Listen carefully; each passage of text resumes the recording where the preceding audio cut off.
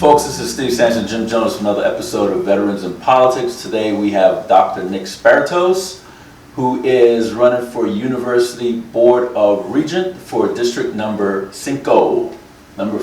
Dr. Spirtos, how you doing? I'm doing great, and thank you for having me. You're welcome. Jim Jonas, Yeah. do you have anything?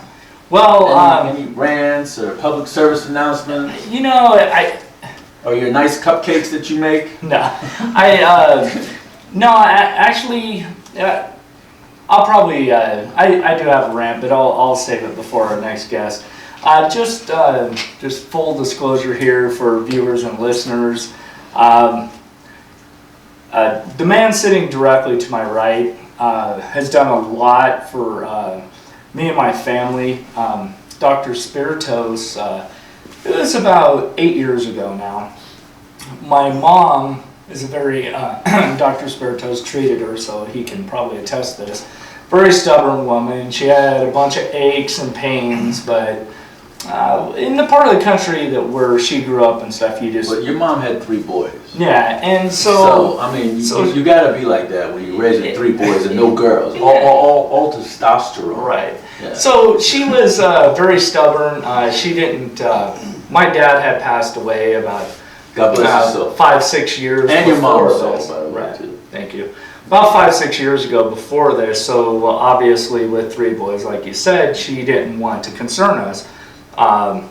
She was having some pain, and so finally it just got too much. She broke down. She went to the doctor. Come to find out, she had very advanced cervical cancer.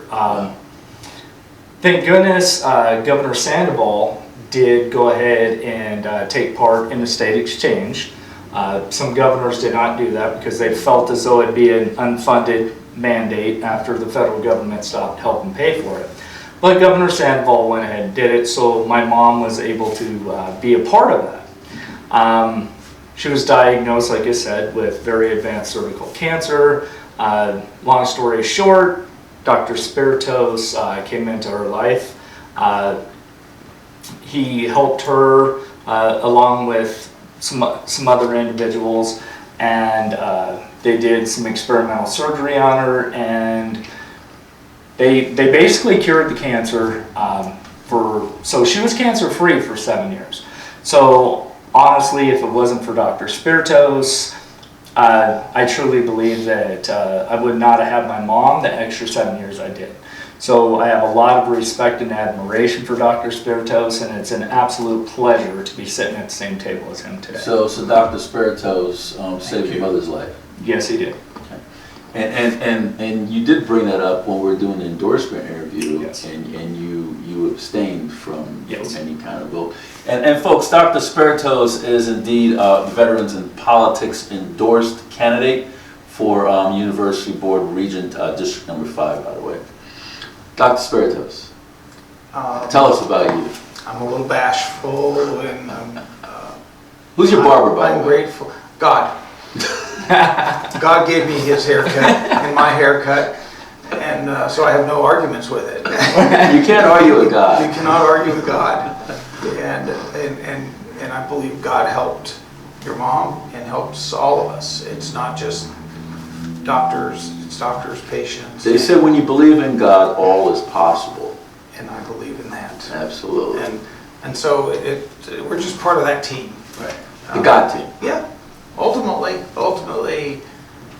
when you see what we've seen, or what I've seen, certainly in cancer care, you see patients who shouldn't be here, who statistically shouldn't be here, Right. but they are, and they make it. And whether it's 7 years or 10 years, I was fortunate enough last week to go to Coeur d'Alene, Idaho, and see a patient of mine with advanced stage ovary cancer who underwent surgery, chemotherapy, and is alive over 30 years out to speak about it. And those are things that are not just related to the surgery and the drugs, but related to something beyond all of us. You know, it's kind of like this COVID. Some people, they go through it like it was a stuffy nose, and some people lay in the grave. But let's get your bio. Okay. I am a first-generation American. Okay. My family came from Greece. My father was born in Greece. Don't they have the kebabs, or what was that? Kebabs are good in Greece. They are all over the Middle East, but Greek kebabs are good. Yeah. And that lamb thing, what's it called? Gyros. I thought it was something else. Gyros. Gyros, yeah. In Greek it's yi. Yeah. You say gyros instead of Gyros. gyros. Yeah, Okay. Perfect. Got it. So I had some Greek friends. so there's my dad, my grandfather was a sponge diver. Oh, what kind of Sponge diver from the islands of Greece. What? Dive for sponges. Oh, is that Those big, those what you call unusual looking sponges. Yeah, they're living, right? Yeah. They're called sponges? Sponges. That's actually their Yeah. name? Okay. And he was a sponge diver. And the United States government in the early 1900s. Dr. Spirtos, can I stop for a second? Where's your mic? Because I keep hearing it. Oh, your tie is hitting that thing bad. No, hang it on your tie if you wouldn't mind. Yeah. Not at all. Yeah, So There you go. there you go. Yeah. Perfect. Thank you. Bam. So excuse me. My grandfather was a sponge diver. Right. The United States of America had a program to actually bring divers from this small island in Greece to Tarpon Springs, Florida, because there's a huge, valuable commodity in the sea at that time, which were the natural sponges, and they needed to bring experienced divers over to get them, harvest them. So How far down did they go? 100 feet, free Oh, dive. wow. Yeah. I go past 6. Yeah. So worrying. So 60 to 100 feet they would free dive. Wow. Or sometimes they would put these old, not even a bell with oxygen, but just a simple bell to keep a little more air in, and then go down to give them a second breath. So anyway, my grandmother came and did what a lot of immigrants do. Kick your kids' behinds to get through school and education. And all of her boys became doctors. She was featured on a TV show called This Is Your Life with Ralph Edwards. And there are now, if you count my dad's generation, there are 23 physicians in our family. And that's was a dream of my grandmother's, which we sort of all followed. And that's what we were raised in. We were raised in medicine. So everybody in your family is a medical profession? Just about 23 of us. No lawyers, huh? My son.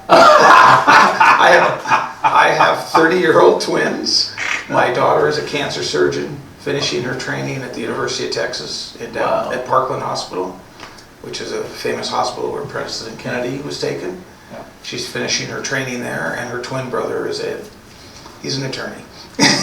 So you're running for University Regent for District 5. Where's District 5 located? District 5 is an interesting district. It stretches from North Las Vegas through the center of town by Sunrise Hospital, which is close to where I live, all the way up through the center to the west side. So it goes by UNLV? Yeah. Okay. And then it goes all the way to the west side, bounded almost by like Trop and Flamingo. It's this narrow extension up to about Jones, Rainbow. So it snakes from there all the way through town up into past North Las Vegas. Not quite to Craig Road.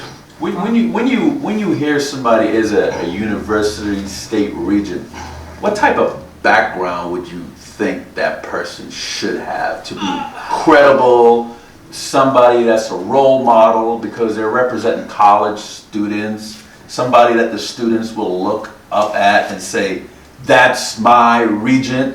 What kind of educational background criteria a regent should have? in your respect? I'm going to surprise you on this. Oh, boy. I am. I think, on one hand, the formal part of the education is important. They have to be educated. To be educated. Book smart or just street No, smart? that's where we're gonna, that's where I'm going to back up on you. Is that there are two types of educated people. There are people who are book smart, and believe me, I've run into a lot of those in medicine. Are they boring? In some ways, but they're severely handicapped in others. Okay. Because to translate that from book smart to street smart or in practical smart, Right. that's a whole different world. And my grandmother never got past 3rd grade. Okay. And I don't know that I met a smarter person. And I'll tell you, my father went to Johns Hopkins when he was 13 and a half years old. And I'm not sure that Oh, John Hopkins. Yeah, You gotta be real smart for that. he was real smart. Okay. I could show you a picture, he looked like Doogie Howser. He's about up to the shoulders of all of the other students in the freshman class. Yeah. But I'm not sure my grandmother, who never went past 4th grade. I like House. Yes. House indeed. House is pretty good. Yeah. Smart guy. And Yaya was smart, and she didn't have that formal education. Okay. And so one of my classmates at the University of Chicago quit, didn't like the formality of the education, ended up being vice president of one of the largest gaming companies in the world. Right. You know, they found him working on the docks at the Holiday Inn Uh-huh. and figured out he needed to get some executive training. Truthfully, had his high school education, but that didn't mean that he was only educated to that level. And I think really what's most important is that you have a desire and a vision to impart that education to others, and whether that's formal education or education in the trades, or formal education as a physicist. Right. I think there's a wide range, but what I would say, what my grandmother would say, it doesn't matter what you choose, but you choose to be the best. Right. That's the motto. Choose to be the best. It doesn't matter what. What exactly does a state board regent do? What is their job? Because it gets confusing. So a lot of people. Yeah, it gets confusing with Board of Ed. Yeah. And I'm confused at times because it's not clear to me. There's a bill actually to make the regents appointed versus elected. It's not clear to me exactly. You think that'll be taking away the rights from the people to elect their public officials? I do. I understand in some ways why they would want to appoint, but I don't think that there's any guarantee that the governor, lieutenant governor, I don't care who they elect, that their choice would be any better or worse than the public's. And there's a sense when you're elected by the public, that gives you a certain position that your voice matters. Whereas if you're elected, is that really your voice? Is it really independent? But where does it stop? What else is going to be? Right. Is it the through voice of the a government? panel and Right. people is going to pick and the voters are not? Right, and then whose voice is that? Is that, and if you don't mimic the voice of the person who appointed you, and that's the part I don't think is healthy. I think the Board of Regents' health is determined by the ability to express different opinions, right? Is that you and I should be able to sit down, and which is the problem in politics, you sit down, disagree, like all get out, beat that to death in this private room, and then go forward with a plan. Some days I lose, some days I win, but then go forward as a body united. Right. Yeah, one of the things that like I get asked about, because all my friends and everybody knows I'm very active politically. Everybody? And yeah. Oh. And so I get asked lots of times my take on certain issues and stuff. And I say, I always kind of fall back to, I can't remember if it was JFK or if it was Bobby Kennedy that was asked once. When you're faced with a very tough decision, how do you solve that? And the answer was, I take the smartest people that I know, it doesn't matter what the political party is. I just take the smartest people I know, I lock them in a room, and I tell them, have at it, and none of you are coming out until you have an answer to this. It's kind of like a jury. Yeah. Right. Till everybody agrees what we're going to do, we're not leaving. I don't want no hung jury here. Right. And that's what the Board of Regents, in some ways, because it's not clear what their job is, in some ways I think they've retracted. People are complaining, oh, they're interfering too much. Frankly, I'd say the opposite. They're not interfering enough. That if I am part of a Board of Regents and we select you as Dean of the new medical school and you aren't performing, I think it's our job to interfere. That's what we're elected to do. Like the trustees with the superintendent. Correct. And they call a meeting for him. I think that's coming up. But what Jim was asking, what does the Board of Regents actually do? They vote in a chancellor, right? Right. And what else? They vote on the chancellor. They help select the presidents of the universities. Okay. They actually vote on the coaches. For the teams? For the teams. And then they help allocate dollars to the individual institutions, from the community colleges up through the universities. They appropriate the dollars. They help assign those dollars. So they deal with UNLV, UNR, UNR, CCSN, Phoenix, Yep. all of Toro University. Not Toro necessarily, because they're private, but anything that's funded by the state. Okay. And so they then have the obligation to oversee how those dollars are being spent. And that's where the disagreement comes. To what extent, as some of my friends say, to what extent are they supposed to get down in the weeds? Right. Right. So you guys vote on tuition fees and, Yes. and coaches' salaries and professors' salaries. In a broad way, yes. So who the heck gave Dina Titus all that money when she was professor and she lost her congressional race? Well, She was a part-time professor making what, 6 figures? I don't know. I know that was before. Yeah. You weren't on the board. And I think I like the fact that professors were running for office, whether it's Republican, Democrat. I actually like the fact that those people who have been in education step forward into the public realm. Right. Whether they get elected or don't get elected, another issue. But I really do think that's not a bad stepping stone, because they tend to provide a point of view, and at least have a point of view that's supportable. Right. So I enjoy my conversations with Congresswoman Titus. I've enjoyed my conversations with Senator Heller when he was in office. I think the idea is that I just really feel strongly we should be able to sit down like Congress used to, Right. and accept everybody's point of view, battle it out, and sit down and go have a drink together afterwards. And if I may, I'm going to say something that Harry Reid said to me once, and I thought gave me more insight about politics than I ever believed. And This is a nonpartisan seat. this is nonpartisan, but I'm going to this will tell By you. the way, we're alive. Yes, and this will tell you how nonpartisan it is. He said one of the biggest obstacles to the two parties working together in Congress was getting rid of what was called pork bellies. Because when there was the ability for you as a senator or congressman to add something to a bill that assisted your district, you had to come across the aisle and negotiate that. Because when it was my turn to help my district, Right. I had to come to you. Right. When they eliminated that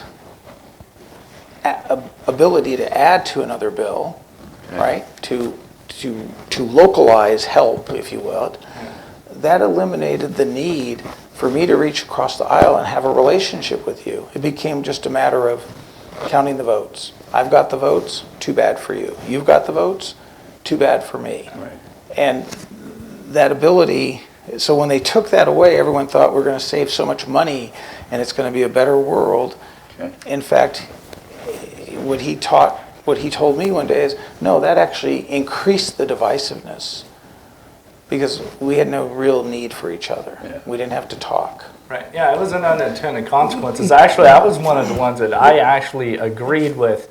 I actually, in the beginning, thought that that was a good idea. I really did. And then the more I started thinking about it, and I had heard the same thing. It wasn't from Senator Reid, but I had heard the same thing. Like, there's no reason for us to talk anymore. If you take the Affordable Care Act, or also known as Obamacare, right?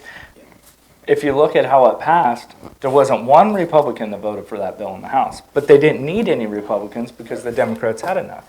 Correct. So it just passed. Right. And doctor, Yes. what type of doctor are you? I am what's called a gynecologic oncologist. I am a cancer surgeon who also provides oversight of chemotherapeutic regimens and helps work with radiation oncologists to provide a total package of care to women with cancer. Okay, so how do you feel about THC for cancer? I have a lot of experience, not personal, but just for full disclosure, I was the managing partner and CEO of the apothecary shop Okay. on Flamingo, across the street from the what do you call it? The Palms. Does it help cancer patients?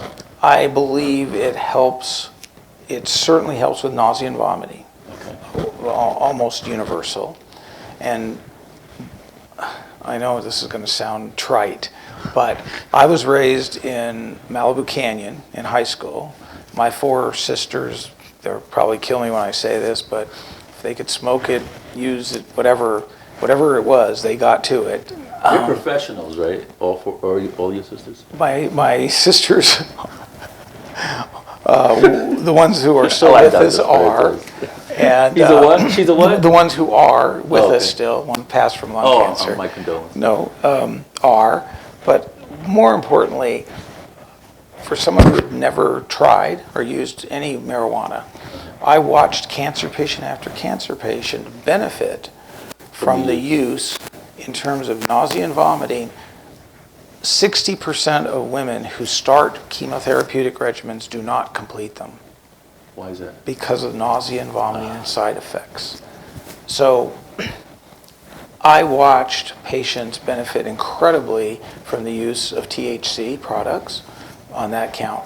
I watched them and published and presented a paper to the American Society of Clinical Oncology, which is the world's largest cancer organization, a paper of using THC and CBD in combination, and we showed a 75% reduction in opiate use. 75% reduction. I Wow. presented that just a little over 2 years ago at the American Society of Clinical Oncology. I wonder why they keep all this hush-hush. You know, if you put up my name, go to Spirtos, Fox News, and opiates, you'll see the whole release of that. They did a whole segment on that. You are a surgeon? Yes. Okay. Are you on call most of the times, or do you have a set hours? How does it work for you? Well, I'm fortunate. I have 7 great partners.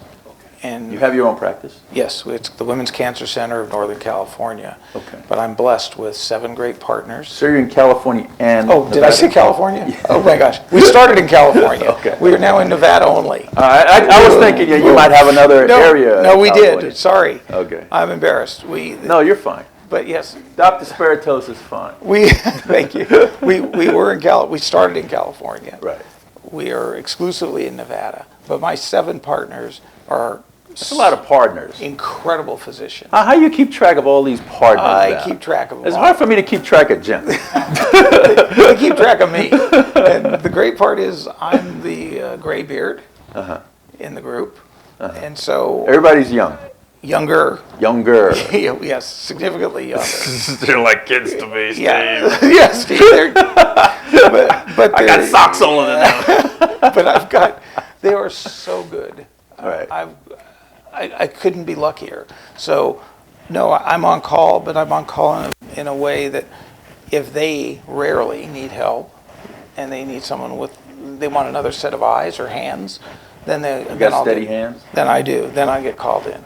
Or if they have a surgical procedure that they haven't done as many as I might have. Some expertise. Yeah. Then I come in and I help. You do everything over Skype? Or are you actually No, there? but they are quite good with laparoscopic instruments and robotic instrumentation. Wow. People thought initially robotics would be used at distance, right? That I could sit here and control. Like the drones, they're Yes, over there in Creech, Yeah. and they're fighting a war in Afghanistan. Correct. Well, they thought that was going to happen in surgery. The concern in surgery is if your connection goes down, Right. Oh. right, you got a little problem because you're in the middle of the procedure. You better call up Cox. See what's going on with my Wi-Fi. and now you're down. Right. So that hasn't blossomed yet. But don't you have a backup plan if that does happen? If you have a buffering problem? Well, you would think yes, but where are you going to do that surgical procedure? Where is that going to be needed? It's going to be needed where that expertise isn't. Right. So it's real tricky. How many employees do you have? 24 in the Women's Cancer Center. How about patients? We see over 2,000 Wow. patients a year. A year. And out of that, all of them are for cancer-related About half issues? are cancer-related issues. And what's the other? A variety, screening. We have two physicians in our group that are called urogynecologists. They take care of issues of So you deliver babies as well? prolapse, urinary incontinence, Gotcha. fecal incontinence. Gotcha. So there's a broad scope, which is why our practice was. How about if they have miscarriages or anything like that and they can't pass? No, that would be a general gynecologist. General gynecologist. Yeah. So, Dr. Spirtos, why do you want to be a regent? You sound like you're a very busy guy. Some mornings I wake up and I ask myself that very question, but primarily. Before you answer that, Doc, Yeah. do you sit on the board of medical examiners or any type of state boards or private boards or maybe UMC board? Do you sit on any medical boards or anything? I do not at this time. I have been on the UMC board in the past. Okay. I am not on the Board of Medical BME here, and I've been asked to consider to do that, but I think that's not the right time. Gotcha. And I spent, I think it was 2 or 3 years at the UMC board, the initial board that was appointed to oversee that, and I think our board did What year was that, Doc? It's been at least 5-6 years now, so probably 2014 is when I think You it weren't came to there an end. when they were trying to fire the UMC. It was during Lacey? the Commissioner Atkinson, I believe, No, time when she we was were there when Kathy Silver was the CEO, and then she left to become the head of culinary. So it was about that time period that I was on the board. And I think we did a good job of getting down in the weeds and looking at the contracts and trying to understand fully why UMC was losing so much money.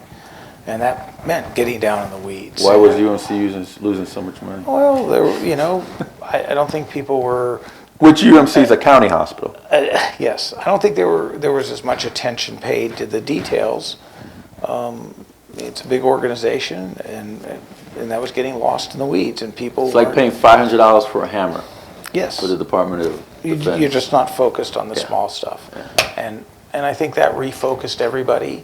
And there were some arguments about whether the board should be that down in the weeds, or we should be overseeing broader pictures. But until you get the finances in order, the broader picture wasn't going to matter because you're going to burn the house down in the meantime. Okay, going back to my original question about why you want to be Well, a regent. I think it's a critical time in an area I have special expertise, and that's the medical school. I've been in medical education my whole life. I have published almost 100 papers. I write one of the premier textbooks in my subspecialty in GYN oncology and understand what it takes to be a level 1 institution, particularly in medicine. It not only is important in terms of educating the students and the residents, but it creates an entire industry in this valley which is independent of the casino industry. And if you look at cities like Cleveland and Pittsburgh, the largest employers in those towns are the Cleveland Clinic, University of Pittsburgh Medical Center, and they can be an economic force. How important is that to focus, for Nevada to focus more on educating students in the medical field? How important is that? Huge. Because not just on the primary level of medical school, but residencies, because every study will show over and over that where you do your residency is where most of the doctors end up practicing. Right. So it's a critical issue here, and it's a critical issue that we develop an industry, and medicine in its own right is an industry. We need another industry besides the casinos. So UNLV has a medical program? We do. UNR has one as well? Correct, and that happened Is 4 years ago. Is it competing with Touro University with their medical Yes, program? in a way, but they compete nicely. Okay. It's not a antagonistic relationship. They cooperate. Okay. But we need both. We need Touro, we need UNLV, and we need UNR. So this is a brand new program, the medical is. field, just like 3.5 years. Boyd Law that they Yes. have. I think that came up more than 4 years ago. But Oh, many years, 20 Yeah. years, and now it's been that long for It Boyd has. Law? It- Boyd Law, really? it has. 20 years? yeah, maybe a bit longer. Seems like the other day to me. It does. How It long- happens. How long you been in Nevada? I've been here since, in part and full time, since 1998. Okay. Okay, and then before that, when I was at Stanford in the 80s, we would go to Reno, to Washoe at that time, Washoe Hospital, and my boss and I would operate. They'd call us in, and we did surgery. Wow. And we'd stay a couple of days, and we would follow the patients. And then that was in the mid-80s. And then in 98, when we actually put our first office here in Nevada, I had always assumed that we had been licensed in Nevada. Right. It turns out, this was a different time, neither of us from Stanford ever had Nevada medical licenses. Were you breaking the law, doctor? I don't know, but, because there's always emergency provisions. Right. But here we were coming from Stanford regularly to Washoe to help out the doctors because there was no cancer surgeon of our subspecialty there. And I had just assumed, I was young and ignorant, I just assumed somebody had done the paperwork. And when we set up the first Women's Cancer Center in 98 here, I thought, oh, of course I have a Nevada license. Somebody at Stanford must have done the paperwork. Turned out, not only had I not had a license, Dr. Ballin, my boss, he hadn't had a license. And it was just, they had a need for us to come, and they allowed that to happen because there was that urgency to come and do those surgeries. So we were just talking in general, and I was telling an old anecdote about when I came here and when I first had come to Nevada. Right. So been here. Okay, how long you been in the state of Nevada? Yes, there we Okay. go. Now I remember the question. A little over, full and part-time, over 20 years. 20 and years. I wanted to practice in Nevada since I was a child. Right. Why? I grew up in Phoenix. My dad was, Greek, and he and his brothers would come to Las Vegas about every month or two, and all of us kids would come with, and we would hang out. And my dad would bring me to fights, and What type of fights? They used to have those cage matches down there by Las Vegas Boulevard. These Going were down by where they had the new City Hall for North Las Vegas. Yes. I forgot the name of that hotel. They used to have cage matches. Yeah, over there. these were legitimate fights. This was like Emil Griffith, Gene Fulmer, Oh, you talking about boxing? boxing, Oh, okay. and they would have. I was thinking about cage matches. Yeah, no cage matches. I never made it to the cages. But Like put 2 chickens in a coop. no, I think that would get us in trouble. So we would come. I still have my tickets from fights from the early '60s. Right.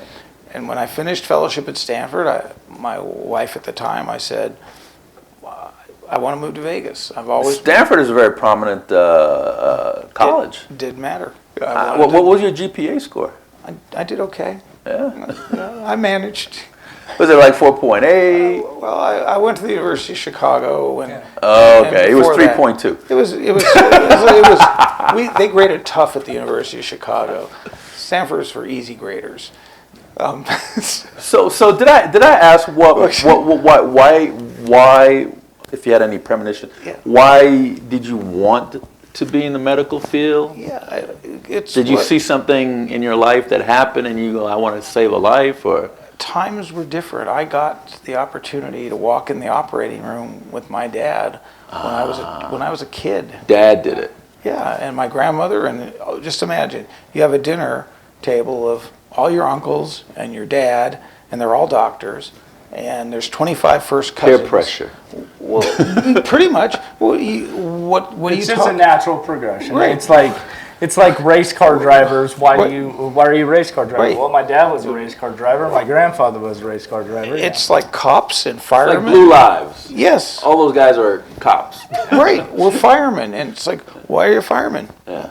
Because my dad, my granddad, and probably would have been a sponge fisherman if we'd stayed in Greece, but the sponge got fished out. Right. So, being a university regent, there's a lot of people that I've seen in politics use that as a stepping stone to something else. They don't really want to be a regent, but they like the fact that they got elected and they got some type of power and they got the title and they use it as a stepping stone. I don't see that with you. I think that you really want to make a change. You really want to build this medical school that we have here and get more people, with your caliber to help save lives. Is that about the right? I will make a promise to this day and ask both of you and your audience to hold me to it. I have no intention ever to run for any other political office in this state, nationally, anywhere. I have no interest. I tell people running for university regent. That's actually too bad because John Ralston, which I know you and him are like BFFs for life. So, sorry, I had to say it. Well, our If it was buddy- another guest, I would chime in on the Ralston thing. Yeah, our governor, our illustrious Governor Steve that we've known forever. Was a regent. Yeah, he was a regent, and so rumor mill is he's not going to run for re-election. I was hoping maybe you would run for. So was Stavros Anthony. He was a regent too. Come to think of it. Yeah. But you got Sisolak was a businessman, became regent, and Stavros is a cop, became regent. This guy's a doctor. Oh, Now yeah. he's not just a doctor; he's a surgeon. He wants to build the medical school here in the state of Nevada, and that would benefit so many lives. Did you how much thought did you give this to run for state board regent? And I tell people, lot. running for regent is not a popularity contest. You don't run just because, hey, look at me, I'm a regent. You run for a regent because you want to change lives, you want to save lives and souls for that matter, because I think they should have a correct me if I'm wrong, I think they should have some kind of therapeutic people that would help with diplomacy and be therapists or psychologists or psychiatrists in that field. How do you feel about that field as well? I think, here's what I think about. Have you ever seen one? No. Joke. As a child. Do you see one? I mean, Yes. if you were in the operating room and you lost a life, would they say, Dr. Spirtos, we need you to go see a therapist to talk about They wouldn't. what happened? They wouldn't, but it's an interesting The question. operating room. Should have they? Yeah. Should they? Should they? That's an interesting question because it is. I don't think people understand. Because some people might take that personally, right? Oh, I think if you don't take it personally, you shouldn't be doing this. Is what I feel like. Right. And there are doctors who don't take it personally and they think that's a good thing.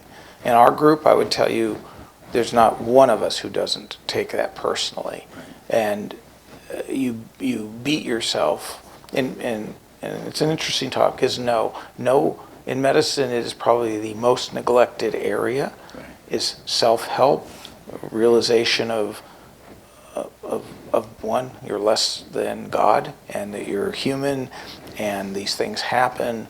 And I think what ends up happening is there's a lot of defensiveness built in because of they use the words medical malpractice, and they should get rid of those words. Have you ever sat on that board? No, but there should be a board, and it's not medical malpractice. What it should be is shared risk.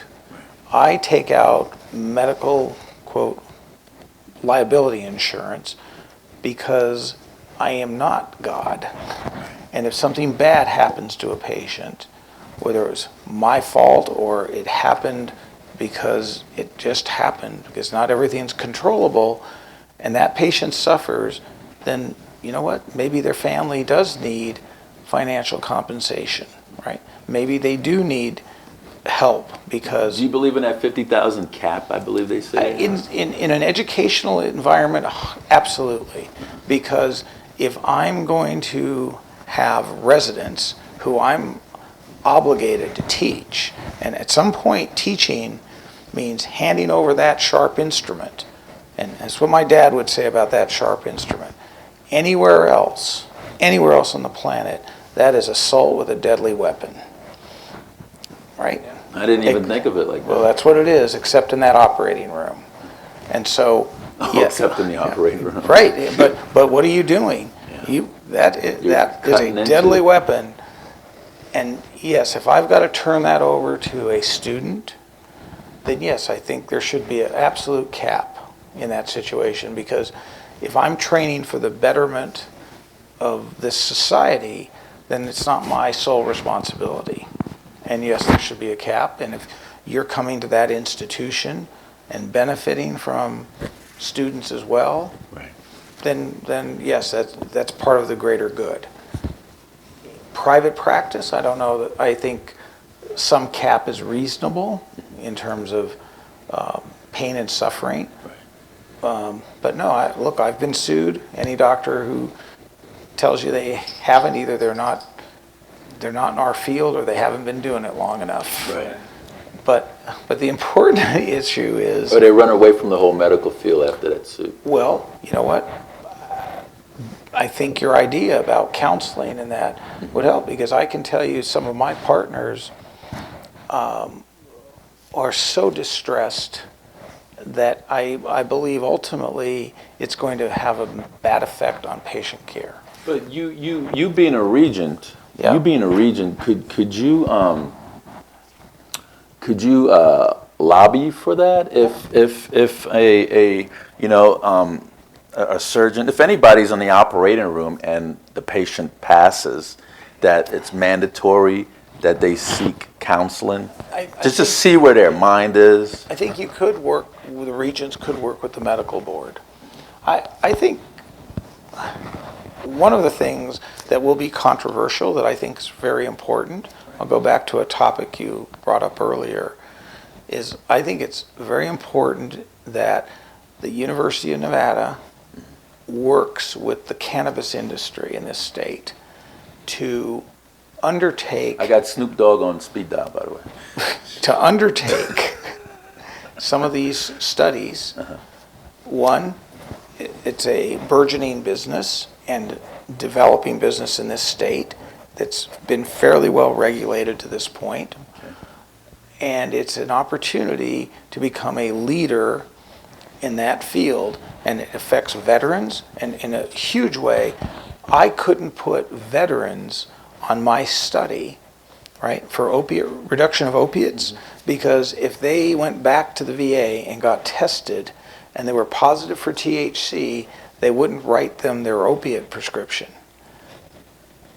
That's a disaster. And by the way, I did get Deana Titus to try to help with that. And she was very supportive of that effort and that's something that I think as a regent, it's important that we have the infrastructure, we have the ability to do those studies, we have a large veterans population in this area that would clearly benefit from it. And opiates have been shown not to be the best medicine, if you will, for chronic pain. And if we could reduce the maleffects of opiates by substituting THC and CBD, we would not just do Nevada some good, we'd do the world a lot of good. You know, I'm glad you chimed into the VA part, because I remember years ago when they had the VA on Martin Luther King, VA hospital on Martin Luther King, and then it was closed down because of asbestos. Right. And then it took them years, and they were over budget, and Shelley Berkeley was involved. And in fact, Shelley Berkeley is the CEO for Touro University. Yes, she is. And she was involved in getting the new hospital over on Pecos and the Right. 215. Do you guys deal with the veterans, the VA, the veterans, the hospital itself? I know it's federal and state, but do you guys like bridge a gap between the private sector or the state and the federal government? Through the medical school, there is some gap because there's some of the training programs Right. are being set up through the VA. But I think where the university, the Board of Regents intersects with the VA is in educational programs. And I think it's really important that the university gets more in line with other universities in terms of particularly now that this COVID issue has arisen, even before that, we needed online educational courses. We need courses that veterans who are working full-time or not working, depending on their situations, could still advance their individual careers. And whether, prime example, firemen, police, they need to take additional courses to move up the ranks, if you will. A lot of professions have that.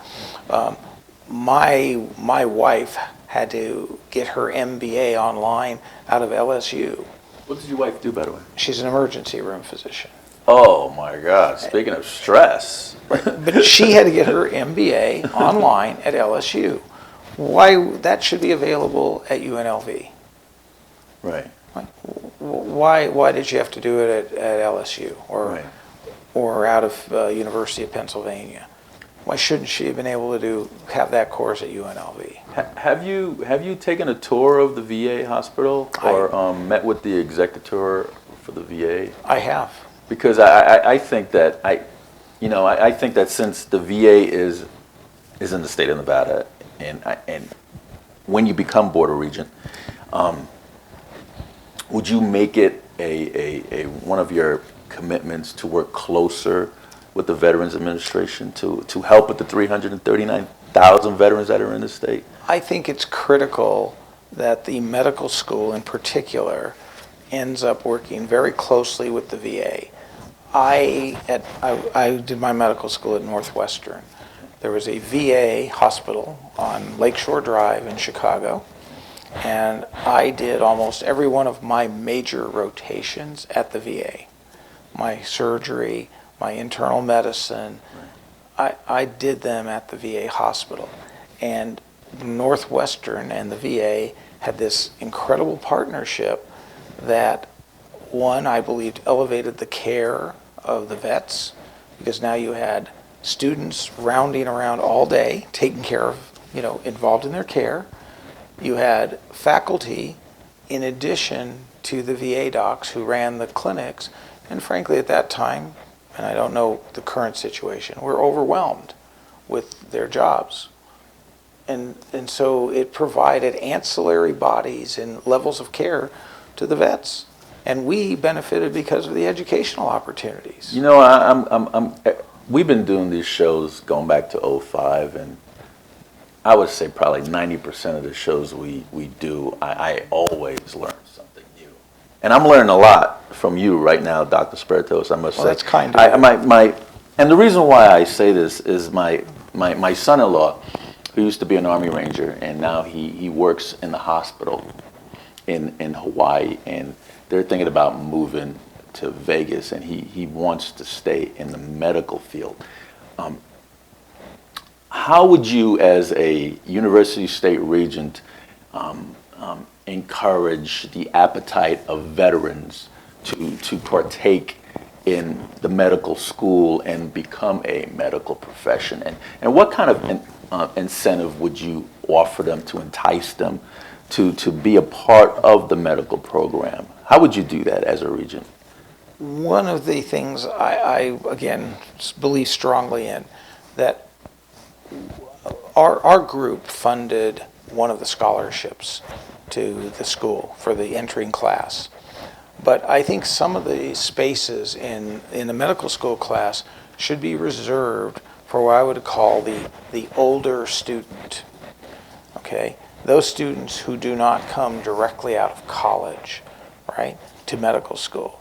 I think there needs to be some space in every class for those for those students who are vets or came from another field who now have decided psychiatry or psychology, and psychiatry is a... Is that offered as well?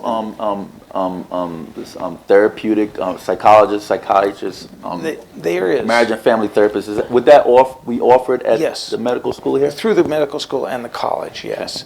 But more importantly I think that there's an opportunity for vets and others, like whether it's a psychologist or at Northwestern, one of the fellows I went to school with, he was almost 40 years old. He ran a heroin, an addiction center in New York City. Late in life, he decided, I want to do medicine. Northwestern had a career path that was, they reserved 10 out of the 110 seats in our class for that older group that didn't come directly out of college, because they thought that diversity helped their class, helped their school. And there's all sorts of diversity, and that brings in diverse educational backgrounds, from racial diversity to career diversity. All of those things are important to bring to medicine. Medicine isn't mathematics where you sit in a room by yourself and formulate, right? Medicine is an art between bringing science and people together. So, well, one of the reasons why I was really excited when I found out you were going to run for regent, because so this is you brought up diversifying the economy, and we need something other than casinos. Well, like Steve's been doing the show since 2005. I've been doing it since 2008, 2009. And pretty much verbatim, every candidate that runs for anything has pretty much said that. And the reason why I really enjoy the fact that you're running for regent is because you have a knowledge of different programs in different areas of the country that have, like, you in your mind, with your experience, you have a blueprint already thought out of how to do that. So that's one of the reasons why I'm really excited that you're running for this, and I really encourage anybody to vote for you. thank you. Because we do need to diversify this economy. We really desperately do. And there's a lot of ideas out there, but to be perfectly honest with you, I haven't run into a lot of people that really have the knowledge that you have wanting to come in and be able to do that. So that's why I'm excited that you're wanting to run for regent. And there's a couple of things I wanted to add on, because I want to know your take on the Brain Institute, over by the Smith Center. And what I've noticed is that people were complaining that there is no Braille center for the blind here in the state of Nevada. They have to leave the state to go, get that type of education.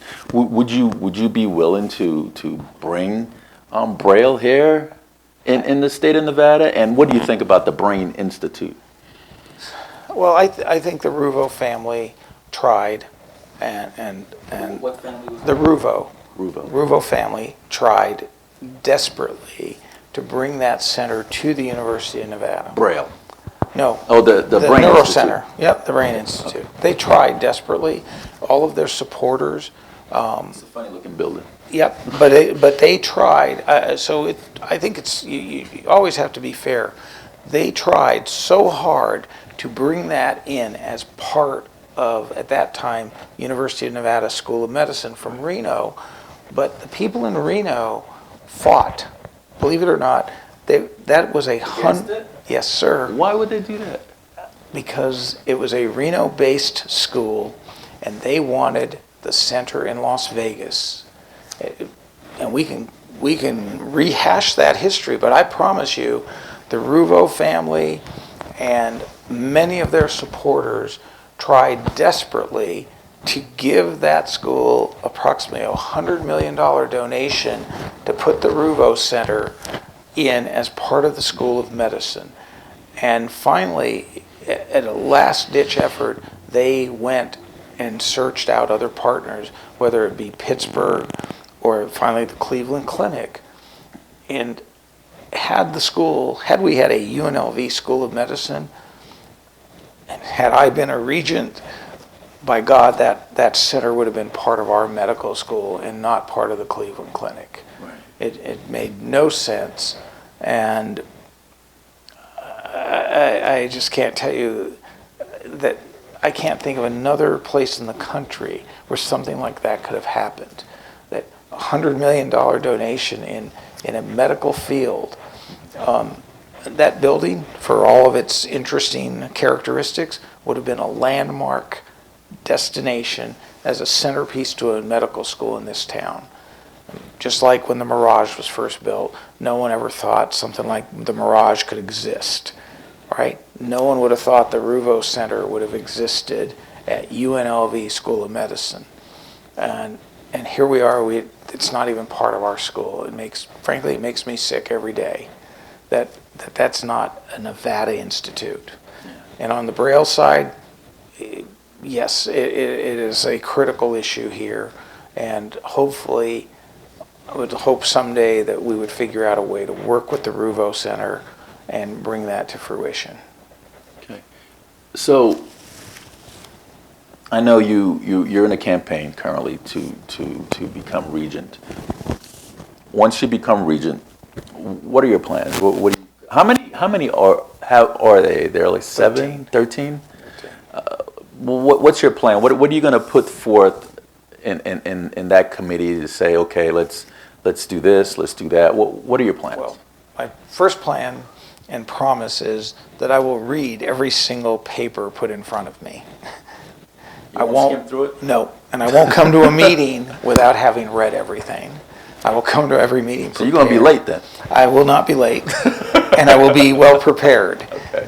And my first job is I'll be a listener. Where's the meeting held, actually? Various places, and Is it open to the public? It is open to the public. I've never been to a regent meeting. They're pretty boring.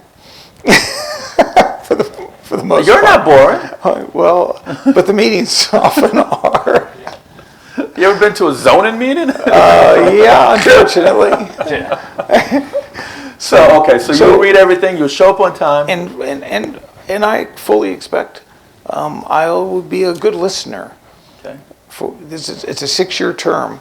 I would hope that I'm going to be a really good listener for the first few months. I want somebody, I want a body of regents to and I'm not knocking anybody, but I haven't really seen anything. I want to see some action. I want to see some movement. I don't want to see one meeting after another meeting after another meeting. I mean, it's counterproductive. I want to see some action because tuition costs is going up. COVID is knocking people from going to sports. So you got the basketball rebels and the football team and all that. People don't want to social distance. There's a lot of turmoil going on, Dr. Spirtos. Indeed. And I want to see somebody that champions, that go in there and start doing things that's going to benefit the state of Nevada. And I think I can help in that way, but if I was the new person, if the new person came into my world and didn't want to sit and observe for a while and wanted to start making corrective actions and doing things without first getting an understanding of what we were doing and where we were, I probably wouldn't be real tolerant of that. And So you're already thinking about it, basically an entrance strategy. Yeah, you've got And it's to. like when I move to a different property, like I don't come in and go, no, that's not the way you do it. Right. Yeah. That's a So good term. you Entrance wanna- strategy. You want Yes. to see what's going on first Yeah. on the ranch before you start going in there and digging holes. Exactly. And I got you. I don't How know. long you need, Doc? I would think you need 3 to 6 months to get a lay of the Oh, land. okay. I thought you were going to say years. No, Half his term. No, 3 to 6 months. If I don't have a lay of the land, Okay. because I want the opportunity to meet the other regents and talk to them and get a sense of where they think what their strengths are, what's important to them, and what's driving the board. I know Chairman Dubrava. He's a physician in town. Isn't he a doctor? Yes. Yeah, and I hope that I hope that he sees value of me being elected and working together, and helps. How many doctors are on that? There would be 2 of us. So there's MDs. no. You'll be the second MD. On this Any current board. professors on there? 1. One. And what's the rest? A variety of life's occupations. Okay. And so I think, regardless of that, I'll be respectful, and I think the goal is try to work hard with people and let them know that I do respect the work they've done and the effort, because it is uncompensated time. Right. And people who do these things, frankly, like you fellows, you're doing things, you're not getting paid for this. No. And it's your My time. bank account is negative right now. But seriously, that in my world commands respect. People that stand up and do things without compensation, whether you agree with everything they say or not, demands. I am automatically respectful of that. I don't give a damn what the position is. There's 3 movies I like. One is When We Were Soldiers. Okay. And the other one was The Patriot, and the other one was Braveheart. And all 3 of those movies, the star is Mel Gibson. And the reason why I like these movies is because it shows somebody that takes on conviction, that stands up for people, that's try to do right by people, and don't care what anybody else says. Somebody that's for the people and not self-serving. And the reason why I say that, Dr. Spirtos, because you strike me as a man that's going to be for the people and not self-serving. If you're saying you want to really build a medical facility here in the state of Nevada to educate kids to be in that field, I'm going to say that's exactly what you want to do, because that's your love. It is. That's your love to be in the medical field. I mean, you are a surgeon. You just don't get there overnight. No. You save lives on a daily, right? Yep. And you know what I want to tell you, though, about this medical community that people don't. You hear all this garbage about got to leave Nevada to get good medical care. Have you heard that? I've heard that. It's nonsense. There are 2 million people in this valley, and there are great physicians in every field. And what's failed to happen is bringing that talent together, making them part of the medical school. whether it's clinical faculty or full-time faculty, but bringing that, we have enormous talent in this valley, and we need to bring it together. And the best example, if you were to fly to Oklahoma City and look at their medical center, and you'd say, how in God's name did the University of Oklahoma build this enormous med center that dominates that city? And here we are, we can't get off the ground. And it's because we can't, they've gathered the forces of the talent in town and incorporated them as part of that effort. And that's my commitment, is we will bring those talented people together that are already here and they've been ignored. And we bring outside people in to run these institutions, and then the next thing you know, it's like, I'll bring 15 people from Kansas and Indiana and everywhere else. And it's like, you know what? This orthopedic surgeon right here had the best training in the country, as a superstar, and you want to push him aside, and you ignore that. And so we have home-raised talent. And it's the same thing going to our colleges. Some of the smartest and best kids coming out of our high schools, they leave. How would you get them? Would you do public service announcements, or? Yeah, I think public service announcements, and another example, University of Oklahoma has a program. It's like a scholars program, and they have a college within a college, sort of like the Millennium Scholarship, except even better. No tuition, 2 computers to each for the 4-year period. They get a stipend. They get all of their class. They register first. They do everything except wheel these kids around on a barrel. But they have, the University of Oklahoma, if you ask who has more national merit scholarships, scholars, which are the top 1/10% of the kids in high school, Harvard or University of Oklahoma? Oh, University of Oklahoma. Yale, Oklahoma. Oh, Oklahoma. University of Oklahoma has more national merit finalists than any college in the United States. Okay. And in case you've ever not been to Oklahoma City, it ain't the prettiest place on this planet. Jim, do you have anything else with Dr. Spirtos? No, I don't have any more questions for Dr. Spirtos. I just, I really honestly, like you said, you were humbled by what I had to say. Well, I'm humbled that you took the time out of your busy day to come talk to us. Well, thank you. And pleasure. I really wish you well, and I meant everything I said. Like, you are a brilliant physician, and I can't thank you enough for what you've done for my family. Awesome. I really appreciate it. Dr. Spirtos. Thank you. Sir, do you have anything else? And I'd like to look into the camera over there and tell people why they should go to the voting booth. Oh, strike that. Yeah.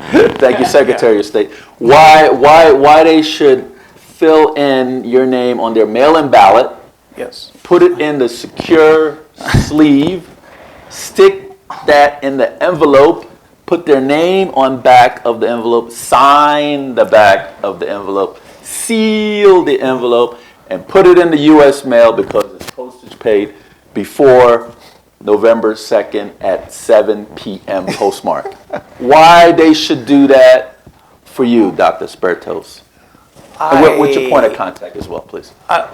One, you should do that not just for me, but you should do that for everyone in the state of Nevada in all of the Regents races. You should go to the last line of those ballots and vote for Regents, because the Regents as a whole, and myself included, I hope, are going to be the ones that mold the future of education in Nevada, and that is what holds the future of our children and our grandchildren in this state. And that is incredibly important, and so few people get to the last line of the ballot. So please do that for all of the Regents races. That's why you should vote for me, because I understand how important these races are and how important your vote is to achieve that end. I will promise you I will be available 24/7.